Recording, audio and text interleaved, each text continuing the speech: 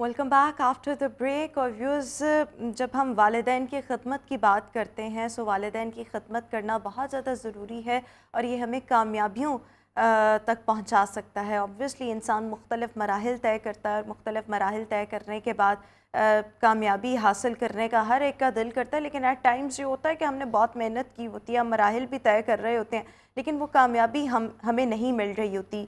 सो जब अब root cause की तरफ जाए, सो मुझे लगता है आजकल की अगर मैं वक्त की बात करूं, जितना तेज़ी के साथ वक्त गुजर रहा है और जितने प्रॉब्लम्स हम इसमें देख रहे हैं, सो बहुत से बच्चे आजकल ऐसे आ रहे हैं जो वालिदैन के साथ, वो कहते हैं ना, दू बदू हो जाना या उनकी इज़्ज़त ना करना, उनकी रिस्पेक्ट ना करना। जब एक बच्चा पैदा होता है सो वालिदैन उसकी नशो-नुमा करते हैं, उसको पाल पोस कर बड़ा करते हैं। ऑब्वियसली जब वालिदैन बुढ़ापे को पहुंचते हैं सो ये सेम काम बच्चों का होता है कि वो औलाद जो है वो अपने माँ बाप को बच्चों की तरह जो है वो उनको पाले।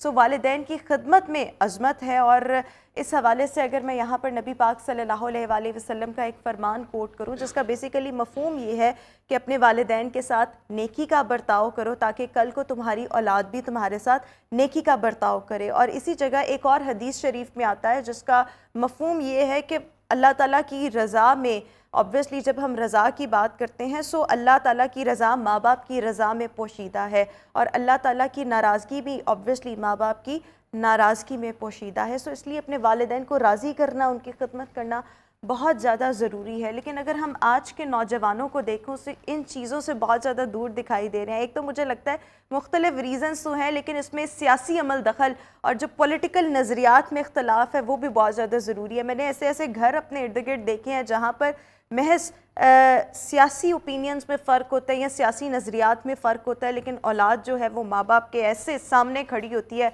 और इस तरह से अपनी पसंदीदा पॉलिटिकल पार्टी का दिफा कर रही होती है कि मैं हैरान रह जाती हूँ कि वो तो पॉलिटिकल लीडर्स हैं, लेकिन आप इन चीज़ों के चक्रों में अपने वालिदैन को इतना ह्यूमिलिएट, इतना डिसरिस्पेक्ट करते हैं। और ऑब्वियसली इन चीज़ों की सज़ा तो इंसान भुगतता है, या इस दुनिया में भुगत लेगा या आगे भुगत लेगा या उसकी औलाद उसके साथ कर लेगी, because what goes around always comes around. और इसी पर हम आज बात कर रहे होंगे। हमारे साथ इस वक्त मौजूद हैं स्कॉलर साहबजादा काशिफ महमूद साहब। काशिफ साहब, थैंक यू सो मच, एक दफ़ा फिर आप हमारी खिदमत में हाज़िर हुए।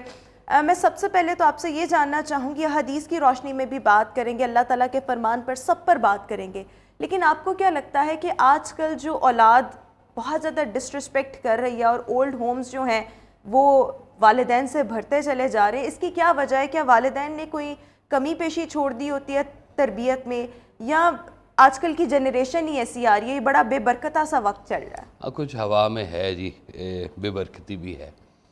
लेकिन मैं ना आपको एक चीज़ बता दूं, जन्नत में जाना है तो टिकट हैं वालिदैन, ये मैं आपको पक्की बात बता रहा हूँ। इनकी इजाज़त के बग़ैर जन्नत में उसका दाखिला मुश्किल हो जाएगा।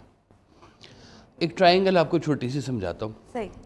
एक ट्रायंगल है माँ बाप, दुनिया और मज़हब, दीन।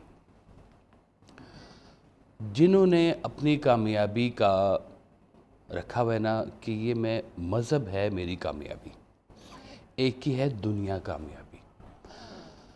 मैंने कई ऐसे लोग देखे यूएस में सेटल्ड थे, वालिदैन को जब ज़रूरत पड़ी वो उधर से अपना बोरिया बिस्तर उठा के पाकिस्तान आ गए उनकी खिदमत के लिए। और कुछ मैंने ऐसे देखे कि वालिदैन बीमार पड़े हुए हैं और उनका वीज़ा लग गया और वो छोड़ के चले गए दुनिया कमाने के लिए। तो ये मैं आपको बता दूं कि अगर दुनिया को हासिल करने के लिए माँ बाप से गुस्ताखी की या माँ बाप के हवाले से कोई बात की या उनकी डिसरिस्पेक्ट की या उनकी खिदमत में कमी की, कुरान बहुत इस मामले में ना सख्त है। वो उसने वाज़ेह तौर पे कहा है कि जब बुढ़ापे में तुम्हारे वालिदैन अगर तुम्हें मिल जाएं, एक या दो, दोनों मिल जाए, उनके साथ हुस्न सलूक करो। और बहुत सख्ती से कहा और उनको उफ़ तक ना कहो, और ये एहसान का दर्जा है बहुत बड़ा। अब दुनियावी कामयाबी हासिल करने के लिए, मैं ये थोड़ा अर्सा पहले की बात है, ये एक बादशाह का ज़िक्र ना हमारी किताबों में पढ़ाया जाता था कि वो बादशाह सलामत जो हैं वो टोपियाँ सीते थे, बहुत नेकी की बातें करते थे, बड़ा उनका दीनी इस्लामी किस्म का माहौल था, थे बादशाह सलामत वो। لیکن بادشاہت انہوں نے لی کیسے؟ انہوں نے بادشاہت لی اپنے والدین کو جیل میں ڈال کے، بھائی کی آنکھیں نکلوا کے، اور پھر انہوں نے بادشاہت پہ قبضہ کیا۔ اب وہ ہماری طرف سے ٹوپیاں سیے، قرآن پڑھے یا کوئی دینی باتیں کرے، ہماری نظر میں اس کی ساری چیزوں کے اوپر کٹ ہے، کیونکہ عمل غیر اسلامی ہے، باتیں اسلامی ہیں، تو پھر یہ تو بہت بڑا کنفلکٹ ہے، اس کو تو کوئی نہیں معاف کرتا۔ سرکار والے صاحب کہا کرتے تھے کہ دیکھو والدین کو چھوڑ کے کہیں کوئی کامیابی نہ حاصل کر لینا، ان کو بہت زیادہ تم ڈس رسپیکٹ نہ کرنا، ان کے آگے اپنی انگریزی نہ جھاڑنا شروع کر دینا اگر تم بہت زیادہ تعلیم یافتہ ہو گئے۔ والدین اپنی جگہ پہ اپنے دور کے انہوں نے جو بھی حاصل کر سکتے تھے اپنے ایٹماسفیئر میں کیا۔ اگر انہوں نے آپ کو پڑھا لکھا کر یا شعوری طور پر بڑا کر دیا تو سارا شعور والدین پہ نکالنا ہے آپ نے۔ جہاں دنیا پڑی ہے، والدین تو بیٹھے ہی اس لیے ہیں۔ آج جو سلوک کرو گے نا اپنے والدین کے ساتھ، کل تمہاری اولاد تمہارے ساتھ وہی کام ریپیٹ کرے۔ بے شک۔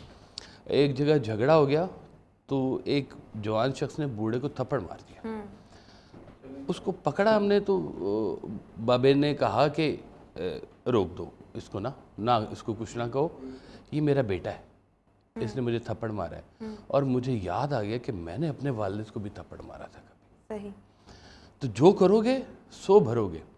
تو یہ جو دنیاوی تقاضے ہیں نا جی، ان کو اگر جو لوگ سامنے رکھتے ہیں، فوکس کرتے ہیں، وہ پیرنٹس کو اولڈ ہاؤسز بھی چھوڑ کے آئیں گے، فاؤنٹین ہاؤس بھی چھوڑ کے آئیں گے، وہ ان کی خدمت سے گریزاں ہوں گے، ان کو چھوڑ کے دنیا دنیا دنیا حاصل کرتے جائیں گے، اور اینڈ رزلٹ یہ ہوگا کہ کل دنیا اس کو اولڈ ہاؤس چھوڑ کے آئے گی۔ اچھا یہ دیکھیں، یہ جو بے حسی ہم آج کل کے بچوں میں بہت زیادہ دیکھ رہے ہیں، میں تو اس کو بے حسی کہوں گی، یا بہت زیادہ سیلفش اپروچ ہونا، اپنے بارے میں سوچنا۔ میں یہ سوچتی ہوں کہ انسان کو یہ وقت کیوں نہیں یاد رہتا کہ جب ہم چل پھر نہیں سکتے تھے، آبویسلی ہمیں ہمارے والدین ہاتھ پکڑ کے چلنا سکھاتے تھے، پہلا قدم جب ہم نے اٹھایا تو وہ کتنے خوش ہوتے تھے، اور بچوں کی باتوں کو انجوائے کرنا۔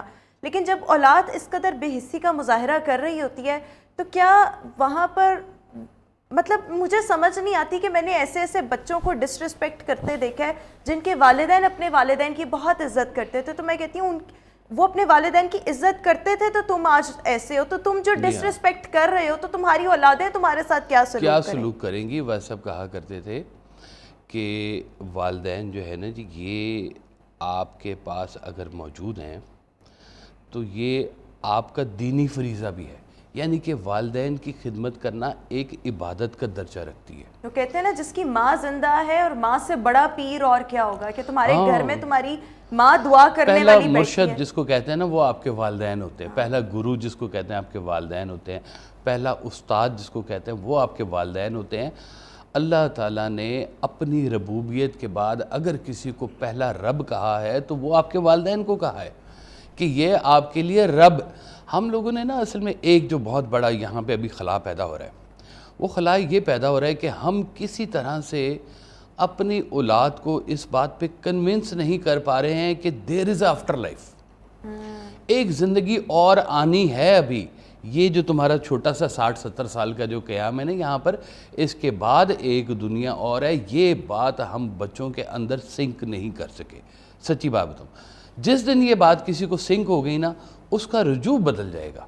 وہ کہے گا ہاں ٹھیک ہے، دنیا بھی حاصل کرنی ہے، اب دوسری دنیا کو سیکریفائز کر کے یہ دنیا نہیں حاصل کرنی۔ کئی ایسے لوگ بے بہا لوگ ہیں جنہوں نے بڑا کچھ قربان کیا ہے۔ اب دیکھیں شروع کے جب دن تھے سرکار دو عالم صلی اللہ علیہ وسلم کے، اسلام ابھی تازہ پھیل رہا تھا، تو ظاہر ہے اگر کوئی نوجوان اسلام قبول کرتا تھا تو اس کے والدین تو پیچھے کافر ہوتے تھے، تو وہ منع کرتے تھے اپنی اولادوں کو کہ تم ہمارے پرانے آباء و اجداد کے ہٹ رہے ہیں، دین سے ہٹ رہے ہو، اور تم نئے دین کی طرف جا رہے ہو، تو تم والدین کی نافرمانی کر رہے ہو۔ تو اللہ نے کہا کہ نہیں، اطاعت جو ہے وہ میری ہے۔ پہلی بات، اطاعت میری ہے، میرے نبی کی ہے، حسن سلوک تمہارا نصیب ہے والدین کا۔ یعنی کہ اگر فرض کریں، پچھلے دنوں الحمدللہ ایک اور مذہب کے تھے، انہوں نے اسلام قبول کیا۔ اچھا، ماشاءاللہ۔ تو انہوں نے مجھے کہا کہ جی اب میں والدین کے ساتھ کیا کروں؟ میں کہا تمہارے پیسوں کا اور تمہارے حسن سلوک کا آج بھی منبع وہی ہونا چاہیے۔ یہ پہلی بات یاد رکھو کہ یہ نہ کرنا کہ تم اسلام قبول کر کے تو اپنے جو دوسرے دین کے جو آپ کے والدین ہیں ان کی خدمت میں تم کوئی کمی کر دو. یہ دین نہیں سکھا رہا تمہیں کہیں پر. یعنی کہ اگر تم نے اپنا مذہب تبدیل کر بھی لیا ہے لیکن والدین کی رسپیکٹ اتنی بنتی ہے, اتنی ہمیشہ سے اتنی بلکہ میرے خیال میں اسلام میں تو زیادہ آبویسلی رسپیکٹ زیادہ رسپیکٹ بنتی ہے. تو یہ بڑی ضروری بات ہے. ہم کسی طرح سے نا, ہمارے استاد, ہمارے والدین کسی طرح سے یہ بات بچوں کے اندر کہیں سے ہی ایک چھوٹا سا پوائنٹ یہ ڈال دیں کہ بھائی ایک لائف اور ہے, اتنے جلدی میں نہ پڑھو, ابھی بہت ٹائم اور بھی پڑا ہے, اور ادھر کی دنیا کی اور کہانی ہے. اب دیکھیں, مقام سمجھنا چاہیں تو بے بہا مقام, آپ والدین کے مقام کے اگر حقوق کی بات کریں 6000 حقوق لوگ گنا سکتے ہیں. اتنی موٹی کتابیں لکھ رکھی ہیں انہوں نے کہ والدہ کیسے اپنے قرآن میں کہا کہ جونک کی طرح تمہارا بچہ تمہیں چوس رہا ہوتا ہے, جونک جیسے خون چوستی ہے, 9 مہینے تمہارے اندر رہتا ہے, تمہیں کمزور کرتا ہے, تمہیں کھاتا ہے, اور آنے کے بعد پھر 2 سال جونک کی طرح تمہیں چپکا رہتا ہے اور تمہیں کمزور کرتا رہتا ہے. اپنا جسم, اپنی روح, اپنا سارا کچھ دے کے ماں اپنی اولاد کو پالتی ہے. سرکار دو عالم صلی اللہ علیہ وسلم کی خدمت میں ایک آ گیا, نیا صحابی تھا, اس نے کہا جی میرا خدمت کا پہلا حق کس کا؟ تو آپ نے فرمایا تمہاری ماں کا. پھر فرمایا, اس نے پوچھا کہ جی پھر اس کے بعد کس کا؟ آپ نے کہا پھر تمہاری ماں کا. پھر اس نے پوچھا جی اب کس کا؟ اس نے کہا جی, آپ نے فرمایا اب بھی تمہاری ماں کا. 3 دفعہ ماں کا کہا, اور چوتھی دفعہ جب پوچھا تو کہا تمہارے باپ کا. یعنی کہ ماں باپ کے درجوں میں یہ پہلے 3 درجے ماں کے, پھر باپ کے, پھر کسی اور کا درجہ, پھر کسی اور کا درجہ. اچھا, میں نے نا ایک, میری والدہ اکثر یہ بات کہتی ہیں, obviously انہوں نے بھی کہیں سے سنی ہوگی, مجھے سورس تو نہیں اس کا پتہ, لیکن وہ اکثر یہ بات کہتی ہیں کہ مائیں تو بچوں کے لیے دعا مانگتی ہیں. ایک تو ماں اگر غصے میں کچھ کہہ دے تو وہ بد دعا یا جو بھی ہے وہ اولاد کو نہیں لگتے, ماں کی بد دعا بھی نہیں لگتی اولاد کو. دوسرا یہ کہ اگر آپ کا والد آپ کے لیے دعا کرتا ہے, کیونکہ نارملی مطلب اگر ہم میل ممبرز کی بات کریں, والد کی بات کریں, تو وہ اولاد کے حق میں کم دعا کرتے ہیں, مائیں ذرا زیادہ ہوتی ہیں. اگر والد کوئی اولاد کے لیے دعا کرتا ہے تو وہ اللہ تعالیٰ بہت جلدی قبول فرماتے ہیں. اس کو بھی میں چاہوں گی, یہ میں نے اپنے بڑوں سے سنا, اپنے گھر میں سن رکھا ہے, مجھے اس کا سورس نہیں پتا. جی جی بالکل ٹھیک بات ہے. تو میں آپ سے یہ پوچھنا چاہوں گی کیا واقعی ایسا ہے کہ جب والد دعا کرے اپنی اولاد کے حق میں تو وہ بڑی جلدی قبول ہوتی ہے, اور اسی طرح ماں اگر آپ کو کوئی بد دعا بھی دے دے تو وہ آپ کو کبھی نہیں لگے گی؟ والد ایسی شخصیت ہے جو اپنی اولاد کو اپنے سے بڑا ہوتا دیکھ کے خوش ہوتی ہے. ہاں, دنیا میں کوئی آپ کو ترقی کرتا دیکھ کے خوش, بہن بھائی میں بھی جیلسی آ جاتی ہے, ہر ایک میں, بہن بھائی میں بھی آ جاتی ہے زبردست.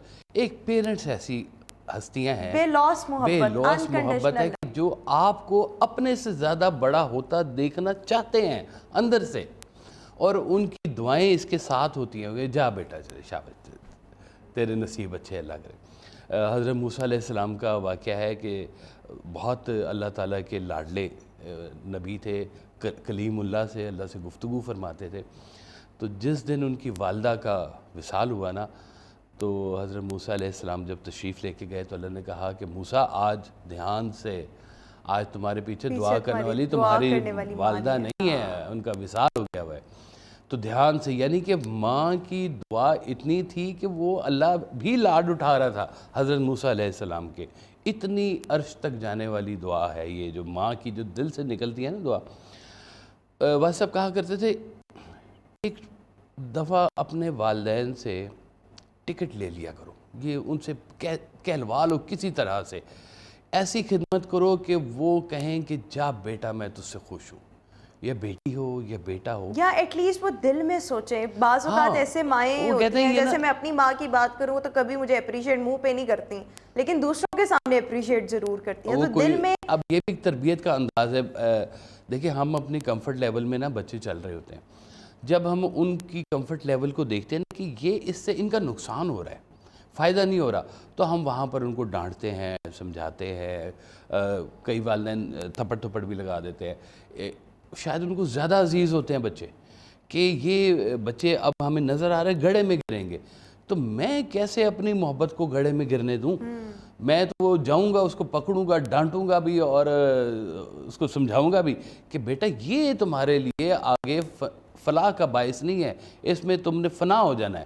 تو بچ جاؤ اس سے. اچھا میں ایک اور چیز آج کل کے اگر میں حالات کو مد نظر رکھوں, میں اپنے ارد گرد بہت سی ایسی ینگ مائیں دیکھتی ہوں جو کہ بچوں کے لیے اتنی زیادہ کیئر نہیں شو کر رہی ہوتی. بچے اگر کھانا مانگ رہے ہیں اپنے فون میں لگی ہوئی, آج کل کی خواتین ذرا زیادہ نوکری پیشہ ہو گئی ہیں. مجھے وہ محبت, وہ اٹیچمنٹ میں ان ماؤں میں نہیں دیکھتی جو ہماری ماؤں میں یا ہماری ہم جو جنریشن ہے ہمارے پیرنٹس میں تھی.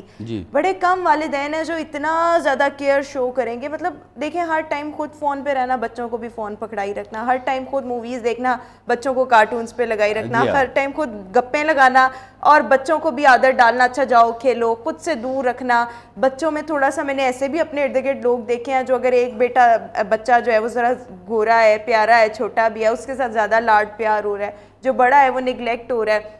یعنی وہ کیئر اور محبت کا وہ ایلیمنٹ نہیں ہے جو کسی زمانے میں پیور اور پیرنٹس میں ہوا کرتا ہے. ٹائم بھی زیادہ تھا اس وقت. نہیں لیکن ایسے والدین کے بارے میں آپ کیا کہیں گے؟ ان کی اولادیں کل کو پھر ان کے ساتھ کیا کریں گی؟ دیکھیں یہ تو بڑی واضح سی بات ہے, اگر آپ وہ محبت کا بیج نہیں نہ ڈال رہے اولاد میں, اگر جن کے والدین سختی کرتے ہیں نا اولاد کے اوپر, پڑھائی میں, دین میں بہت زیادہ سختی, کئی بہت ریجڈ والدین بھی ہوتے ہیں کہ بیٹا خبردار ٹخنوں سے اوپر, یہ وہ فلاں, خبردار آنکھ یہ. اب دیکھیں بہت بڑا فرق ہے.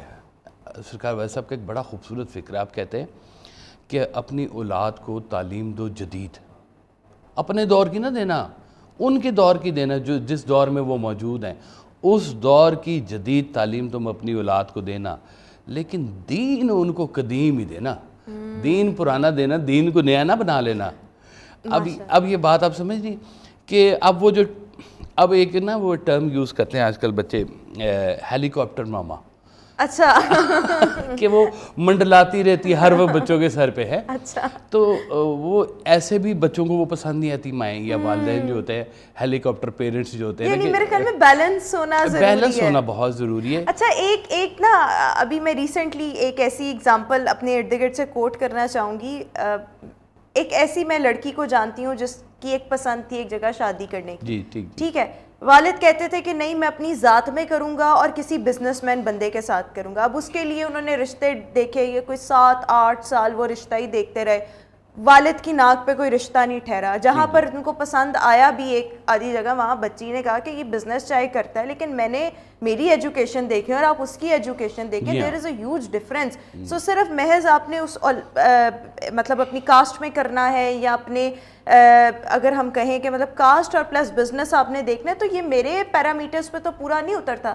بہرحال وہ والد نے کہا اچھا صبر کرتے کرتے یہ کوئی 5-6-7 سال گزر گئے. اس دوران بیٹی کو خود ایک جگہ اس کی اٹیچمنٹ ہو گئی. اس نے کہا میں نے یہاں شادی کرنی ہے. والد نے کہا یہاں میں تو نہیں کروں گا. پھر سم ہاؤ والد نے خود شرکت نہیں کی لیکن پورے گھر والوں نے مل ملا کے بچی کی شادی کر دی. اب وہ بچی بہت خوش ہے, اتنی خوش ہے کہ جس کی کوئی حد نہیں. کمپیٹیبلٹی بھی بہت اچھی ہے, لیکن وہ والد کی انا ہے جو اپنی جگہ ہے کہ نہ وہ بیٹی کے لیے کوئی دعا کرتا ہے بلکہ اب اس کو اور دکھتا ہے کہ ہیں میں تو کہتا تھا کہ یہ تو رل کھل کے گھر آ جائے گی, یہ تو خوش ہے.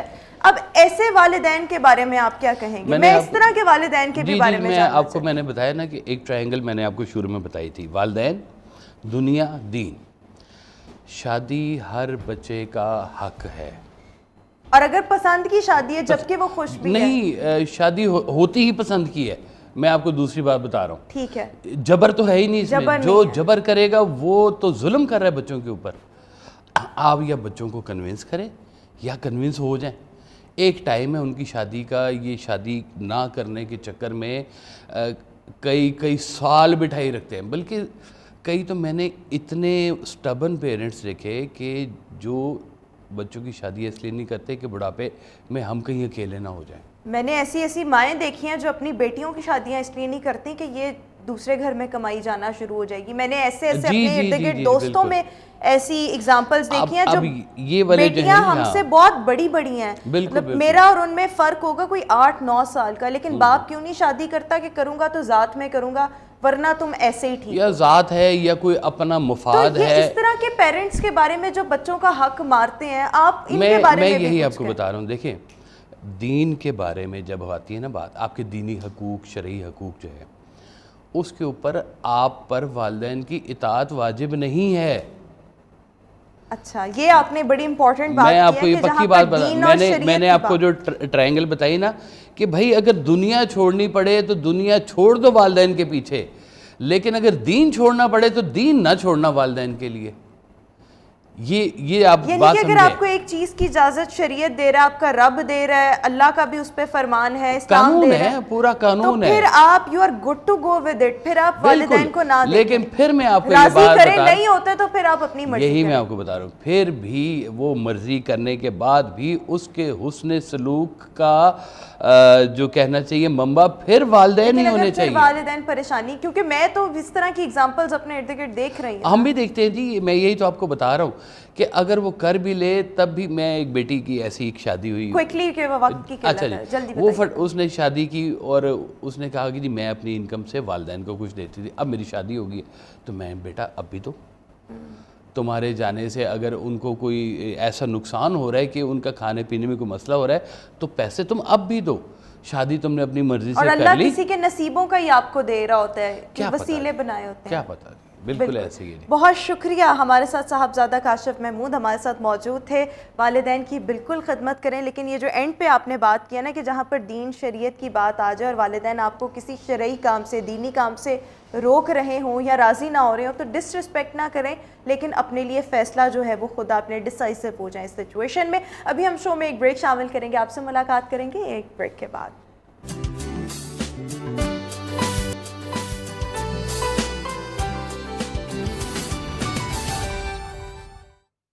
Welcome back after the break. اور ویورز ابھی ہم شو میں بات کرنا چاہیں گے ایسی خواتین جو کہ گھر سے باہر نکلتی ہیں اور اسپیشلی جو شوبز میں جانا چاہتی ہیں یا جو ماڈلنگ کی فیلڈ میں جانا چاہتی ہیں. بہت سی خواتین ابھی بہت اچھا کام کر رہی ہیں، لیکن ایٹ ٹائمز ایسے ہوتا ہے کہ بہت سے چیلنجز کا آپ کو سامنا کرنا پڑتا ہے. خواتین ویسے ہی جب گھروں سے باہر نکلتی ہیں، خواہ وہ کسی بھی شعبے میں کام کرنا چاہیں، سو پرابلمز جو ہیں وہ بڑھ جاتی ہیں. لیکن جب ہم ماڈلنگ کی بات کرتے ہیں، شوبز کی بات کرتے ہیں، ایکٹنگ کی بات کرتے ہیں تو چیلنجز ایٹ ٹائمز پہلے سے زیادہ ہوتے ہیں یا کمپیریٹیولی دوسری فیلڈ سے زیادہ ہوتے ہیں. سو وہ چیلنجز کیا کیا ہوتے ہیں اور آبویسلی ان کے ساتھ ڈیل کس طرح سے کیا جا سکتا ہے. جو اسپائرنگ ماڈلز یا ایکٹریسز ہیں ان کو کن چیز کو میک شور کرنے کی، خیال رکھنے کی ضرورت ہے، اس پر ابھی ہم بات کریں گے. ہمارے ساتھ ایکٹریس مریم زارا اس وقت شو میں موجود ہیں. تھینک یو سو مچ مریم. سب سے پہلے تو میں آپ کے بارے میں جاننا چاہوں گی کب سے آپ اداکاری کر رہی ہیں، کیسے یہ شوق ہوا، پھر آبویسلی آپ کے اپنے چیلنجز کیا کیا تھے اور جو دوسری خواتین ہیں ان کے لیے کیا کیا، آنے والی خواتین کے لیے کیا کیا چیلنجز ہو سکتے ہیں، اس پر بھی بات کریں گے. میرے لیے تو سٹارٹنگ ڈیز میں اتنا زیادہ مجھے تو نہیں فیس کرنا پڑا کسی چیز کو، لیکن اوبیسلی جب لڑکیاں آتی ہیں تو بہت ساری چیزیں ان کو فیس تو کرنا پڑتی ہیں. وہ شوبز ہی نہیں، جس فیلڈ میں بھی جائیں کرنا تو فیس تو کرنا پڑتا ہے. Comparatively when we talk about the showbiz اور دا ماڈلنگ سائڈ، یہاں پر تھوڑی سی چیزیں زیادہ چیلنجنگ ہوتی ہیں ایٹ ٹائم. یہ عورت کے لیے اس کے اوپر ڈپینڈ کرتا ہے کہ آپ نے ایک چیز ٹھان لی ہے، اس کو آپ نے کرنا ہے. شوبز کو اتنی بڑی راکٹ سائنس تو نہیں ہے. جہاں بھی آپ نے جانا ہے آپ کو فیس تو کرنا پڑتا ہے، خاص طور پہ لڑکیوں کو تو کرنا پڑتا ہے. میرے لیے اتنا زیادہ نہیں تھا کیونکہ مجھے پہلے ہی شوٹ میں بہت اچھا کام ملنا شروع ہو گیا اور پھر ان فیو ڈیز مجھے کمرشل ملنا شروع ہو گئے تھے. لیکن فیس تھوڑا بہت تو کرنا پڑتا ہے، آپ کو لائف میں اسٹرگل تو کرنی پڑتی ہے. اور لڑکیاں جب سٹارٹ کرتی ہیں ان کے پاس نہ کنوینس ہوتی ہے، نہ اچھے کپڑے ہوتے ہیں، نہ وہ سیلف گرومنگ کلاسز لے کے آتی ہیں. پاکستان میں جو میں نے دیکھا میرے ٹائم پہ، تب اتنا زیادہ یہ چیزیں نہیں تھیں، کوئی گرومنگ کلاسز نہیں ہوتی تھیں. تب میڈیا میں آپ نے اپنا ایک پروفائل پرنٹ کر کے ڈور ٹو ڈور ڈراپ کرنا ہوتا تھا. اب تو بہت ساری فیسلٹیز آ گئی ہیں، آپ خود ہی ٹک ٹاک پہ یا دوسرے ایپس میں آ کے اپنے آپ کو ہائی لائٹ کر لیتے ہیں. ہمارے ٹائم پہ تو ہم ہماری پراپر ایک پروفائل بنتا تھا، وہ ہم ڈفرینٹ ملٹی نیشنل کمپنیز میں ڈراپ کرتے تھے اور ہمیں کام ملنا شروع ہو جاتا تھا. بالکل ٹھیک ہو گیا. یعنی آپ کا خیال یہ ہے کہ خواتین جب گھروں سے باہر نکلتی ہیں تو نارملی بھی ان کو ویسے ہی چیلنجز کا سامنا کرنا تو پڑتا ہے. آپ کسی بھی فیلڈ میں چلے جائیں. جب ایک خاتون گھر سے باہر قدم نکالتی ہے تو پہلا چیلنج اس کے لیے کیا ہوتا ہے؟ اس کے لیے سب سے بڑا چیلنج اس کی اپنی فیملی ہوتی ہے. اگر وہ آپ کے ساتھ ہے، آپ کسی بھی دنیا کے چلے جائیں، جاب میں چلے جائیں، شو بز میں کہیں پہ بھی چلے جائیں، اگر آپ کی فیملی آپ کے ساتھ ہے تو آپ دنیا کی ہر چیز کے ساتھ فیس کر سکتے ہو. کہ and that's very much true. مجھے بھی ایسے جب ہی میرا لگتا ہے کہ سب سے بڑا چیلنج اگر آپ نے باہر نوکری کرنی ہے، اسپیشلی اگر ہم ماڈلنگ یا شوبز سائڈ کی بات کریں، سو اپنے گھر والوں کو سب سے پہلے تو یہ منانا کہ میں نے نوکری کرنی ہے. نو ڈاؤٹ اب آج کے پیرنٹس جو ہیں وہ بڑے لبرل ہو چکے ہیں، لیکن ابھی بھی کچھ گھر ایسے ہیں جہاں پر پیرنٹس جو ہیں وہ بچیوں کی کمائی کو، بچیوں کا کمانا پسند نہیں کرتے. سو ایسی بچیوں کو گھر والوں کو کنونس کرنا وہ سب سے بڑا چیلنج آتا ہے. پھر دوسرے نمبر پر یہ کنونس کرنا that I would want to go towards the showbiz field اور ٹورڈز دا ماڈلنگ سائڈ. اس میں پھر ایک ایڈیشنل چیلنج آتا ہے بیکاز ہمارے یہاں پر آبویسلی کچھ چیزیں ایسی اس حوالے سے لے کر کے بولڈ فیلڈ ہے. سو پیرنٹس جو ہیں وہ ایٹ ٹائمز بہت زیادہ ڈرے ہوئے ہوتے ہیں، ہیزیٹنٹ ہوتے ہیں. But what do you think جب آپ نے گھر سے باہر قدم نکال لیا اور جب آپ نے کام کے لیے کسی کے پاس گئے تو سب سے پہلے اس حوالے سے کیا آپ کے اپنے ہاتھ میں ہے، آپ نے کس حد تک بولڈ کام کرنا ہے. اور میرے ٹائم پہ تو میں نے امی ابو سے پوچھا ہی نہیں تھا. میں نے پہلا شوٹ جب کیا تو مجھے کرنا تھا، مجھے کچھ بننا تھا. تو جب میرا پہلا شوٹ پرنٹ ہوا تو ہم لوگ ایک گاؤں سے بلانگ کرتے ہیں اور ویسے بھی ہم چودھری فیملی سے ہیں، تو دیر از نو کانسیپٹ اباؤٹ ماڈلنگ. میرا تو گھر سے ہم لوگ پردہ کرتے تھے. تو جب پہلا شوٹ آیا تو میری ماں نے تو مجھے بڑا ہی مارا تھا اور میرے ابو چپ کر کے بیٹھے ہوئے تھے. تو میں نے اپنے ابو سے دیکھیں یہ بھی تو پھر چیلنج ہی تھا نا. ہاں، میں نے اپنے ابو سے ایک بات کی. میں نے کہا دیکھیں امی مجھے ڈانٹ رہی ہیں اور آپ مجھے بیٹا، میں 5 بہنوں کے سے سب سے چھوٹی ہوں، تو میرے ابو نے مجھے ہمیشہ بیٹا بولا. میں نے کہا آپ مجھے بیٹا بولتے ہیں اور آپ کا میرے پہ اتنا ٹرسٹ نہیں ہے تو مجھے کرنے دیں، مجھے کچھ بننے دیں، مجھے بننا ہے، مجھے ایسے اس دنیا سے نہیں جانا. تو میرے ابو نے کہا ٹھیک ہے پتر. میرے باپ نے مجھے بہت سپورٹ کیا. میرے ابو میرے بہت اچھے دوست تھے. پھر آہستہ آہستہ امی کو بھی سمجھ آ گئی کہ ہاں ٹھیک کر رہی ہے کام اور اس نے رکنا تو ہے نہیں، سو میں خوشی سے اجازت دے. ہاں، میری امی پھر میری ساتھ پھر ساری فیملی دیکھیں، جو میری کزنز، جو میرے ریلیٹیوز ہمیں برے ٹائم میں ملنا پسند نہیں کرتے تھے. جب میں ماڈلنگ میں تھوڑا ان ہو گئی، سب کو جاننا شروع ہو گئے، تو وہی میرے کزنز، میرے رشتہ دار مجھ سے فون کر کے پوچھتے تھے کہ آپ فری ہیں، ہم آپ سے ملنے آ جائیں. تو میں کہتی تھی آئیں. میں فری نہیں بھی ہوتی تھی تو میں کہتی تھی کہ آئیے آپ مجھے ملیے، مجھے خوشی ہوتی تھی. اور پھر آہستہ آہستہ سب ٹھیک ہو جاتا ہے. جب آپ کی فیملی دیکھتی ہے کہ لڑکی ٹھیک ٹریک پہ ہے یا لڑکا ٹھیک ٹریک پہ جا رہا ہے، لیکن چیلنجز آئے. جس طرح سے آپ نے کہا کہ میرے لیے جب میرا پہلا شوٹ آیا تو مجھے مار بھی پڑی بڑا. تو یہ چیلنجز ہوتے ہیں کہ آپ نے اگر ایک ڈفرینٹ فیلڈ میں جانا ہے یا اگر ایک بولڈ فیلڈ میں جانا ہے، سو آپ کو وہاں کے لیے پھر زیادہ کنونس بھی کرنا پڑتا ہے، منانا بھی پڑتا ہے، ایٹ ٹائمز مار بھی کھانی پڑتی ہے جس طرح سے مریم نے کھائی. اچھا، مزید کیا کیا چیلنجز ہوتے ہیں جب آپ اس فیلڈ میں ان ہو جاتے ہیں؟ اسپیشلی ایک ہوتے ہیں جیلسی. سو باقی خواتین اور آپ کے درمیان وہ جو جیلسی والی چیزیں ہوتی ہیں ان کو ایک عورت کس طرح سے ڈیل کرتی ہے اور کس کو کتنی سپیس دینی چاہیے، باؤنڈریز اپنی سیٹ کرنا کتنا ضروری ہے، اس پر بھی بات کریں گے لیکن ایک بریک کے بعد.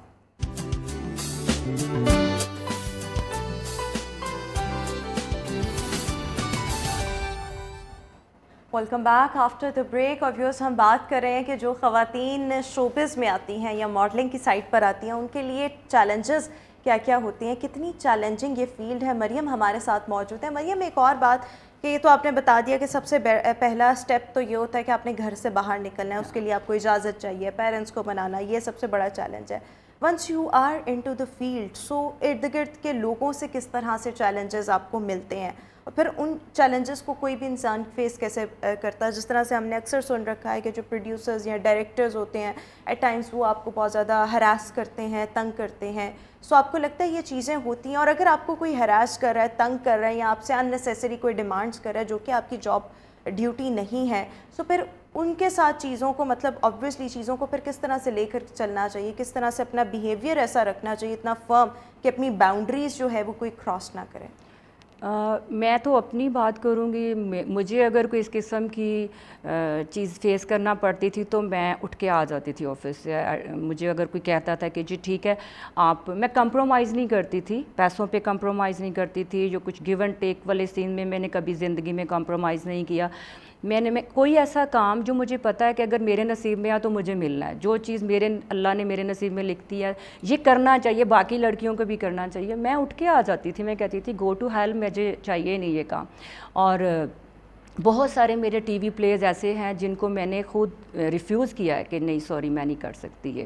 تو میرا زیادہ فوکس کمرشل لیکن ویڈیوز. پھر آپ کے لیے آپشنز کم نہیں ہو جاتے؟ نہیں مطلب ہوتے، لڑکیوں کا نہیں یہ ہوتے، خیال نہیں، ہوتا ہے نا کہ اگر ہم منع کر دیں گے تو ہمارے لیے آپشنز کم ہو جائیں گے. نہیں مجھے تو میرے ایکسپیرینس میں تو ایسا نہیں. میرا تو کام جو ملنا ہوتا تھا ملتا تھا. میں ٹی وی سائڈ پہ بہت کم آئی ہوں. یعنی commercial all over the world میں نے کوئی 120-25 کمرشل کیے ہوں گے، جس میں موسٹلی میرا کام ملٹی نیشنل کمپنیز کے ساتھ ہوا ہے. میں انگلش میگزینس کی فرنٹ پیج پہ آئی ہوں. میں نے موسٹلی کور پیج ہی انگلش میگزینس کی ہیں. مجھے آپ نے نہیں دیکھا ہوگا میں نے اردو میگزینس کے ہاں بیک سائڈ پہ میرا کوئی کمرشل لگا ہوا ہے تو وہ نہیں میں بولوں گی. لیکن یعنی آپ کا خیال میں یہ نے ہے کہ ہاں میں نے راستے پھر بن جاتے ہیں اگر آپ بن ایک جاتے چیز ہیں. کو ٹھکرا دیتے ہیں. ہاں. لیکن آپ جو چیز آپ کے نصیب میں ہے، جو چیز آپ کی قسمت میں وہ ہے، ملے گی وہ آپ کی ہی رہے بالکل گی اور وہ سم ہاؤ ملتی کسی ہے. نہ کسی طریقے سے آپ تک پہنچ ضرور جائے گی. جی بالکل. اچھا، جب آپ باہر نکلتے ہیں گھر سے اور ایک پروفیشنل انوائرمنٹ میں جاتے ہیں، خواہ وہ کوئی بھی فیلڈ ہو، باؤنڈریز کو سیٹ کرنا کتنا ضروری ہے؟ What do you think? یار سب سے پہلے آپ فوکس ویژن یہ چیزیں آپ کی کلیئر ہونی چاہیے کہ آپ نے لائف میں بننا کیا ہے، آپ کرنا کیا چاہتے ہیں، آپ جانا کس ٹریک پہ جاتے ہیں. میرا فوکس جب میں ماڈلنگ میں بھی تھی تو بزنس کی سائڈ پہ تھا. میرا پہلا شو تھا national award show. Imran Qureshi اس کے کوریوگرافر تھے اور مسرت مصباح ڈیپلیکس میں اس کا میک اپ تھا. مجھے انہوں نے ایک ماڈل تھی سبل چودھری، تو ہاف ماڈلز انہوں نے نیو کمرز رکھی ہوئی تھی، ہاف جو تھیں وہ ویل نون تھیں. تو جو نیو کمرز تھی اس میں ایک میں بھی تھی، اینڈ پہ بیٹھی ہوئی تھی. تو مجھے الف بھی نہیں پتہ تھی کہ کیٹ واک کیسے کرتے ہیں. جب میں آئی تو انہوں نے سبل سے کہا کہ سبل نیکسٹ شو میں آپ کو لے لوں گا، اس شو میں اس کو کموڈیٹ کرنا چاہتا ہوں. اس نے کہا نو پرابلم. تو میں تب بھی جب میں دیکھتی تھی کہ یار مسرت مصباح نے اتنا مطلب شو کیا ہے اور یہ سب ماڈلز کو پے کر رہی ہے اور مجھے یہ کرنا ہے، مجھے شو آرگنائز کرنے ہیں، مجھے نئی ماڈلز کو آگے لے کے آنا ہے، مجھے نئے لڑکے لڑکی بہت سارے اچھا ایک اور چیز، کیونکہ ہمارے پاس وقت کی قلت ہے، میں جاتے جاتے آپ سے کوئی پیغام، جتنی بھی خواتین شوبز میں آنے کی خواہش مند ہیں، ماڈلنگ کرنا چاہتی ہیں، کوئی ایک پیغام جو آپ خواتین کے نام کرنا میں نئی آنے والی لڑکیوں کو بھی اور جو پہلے بھی ہیں ان کو یہ کہنا چاہتی ہوں کہ اپنے محنت کی کمائی کو سنبھال کے رکھیں، کیونکہ یہ اپنے بہت محنت سے کمائی ہوتی ہے اور موسٹلی یہاں پہ آپ کو ہر سیکنڈ سٹیپ پہ لوگ مس یوز کرنے والے ملتے ہیں. اور کبھی بھی اپنی رسپیکٹ کو ڈس رسپیکٹ کبھی مت کریں، اور یہ ایک دفعہ چلی جائے دوبارہ نہیں آتی. اپنی عزت کو سنبھال کے رکھیں اور اپنے پیسوں کو بھی سنبھال کر رکھیں، جہاں ہر قدم پہ فراڈ ہے، جو میرے ساتھ تو بہت ہوئے ہیں. ہاں، سو اس لیے اب یہ کہہ رہی ہیں کہ اپنے پیسوں کو سنبھال کر استعمال کریں، اپنے ٹائم کو اچھے سے یوٹیلائز کریں اور ایسے لوگوں سے بچیں جو آپ کو مس یوز کرنا چاہتے ہیں. اور اگر آپ کسی کو ریفیوز کر دیتے ہیں، آپ کے لیے آپشنز کم نہیں ہوتے، ایک در بند اور پھر کہتے ہیں نا 100 در کھلتے ہیں. Thank you so much Maryam and all the very best for your up coming project. اسی کے ساتھ ہی ہمارا آج کا شو اپنے اختتام کو پہنچا. انشاءاللہ آپ سے ملاقات کریں گے اپنے نیکسٹ پروگرام میں. اپنا بہت سا خیال رکھیے گا. مجھے دیجیے اجازت. اللہ حافظ.